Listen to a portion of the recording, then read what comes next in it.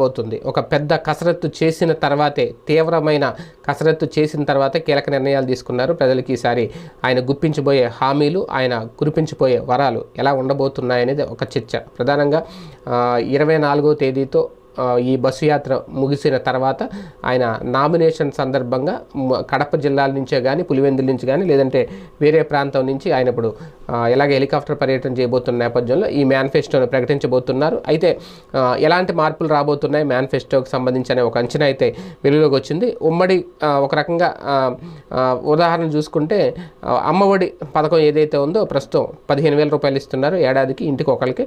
దాన్ని 20,000కి పెంచే అవకాశం కనిపిస్తుంది. అలాగే వైఎస్ఆర్ రైతు భరోసా కింద ప్రతి సంవత్సరం ఇచ్చే 13,500 మొత్తం ఏదైతే ఉందో దాన్ని కూడా 20,000కు పెంచే అవకాశం కనిపిస్తుంది. అలాగే రైతు భరోసా ఏదైతే ఉందో కేంద్రం ఇచ్చేది 6,000 రూపాయలు ఉంది.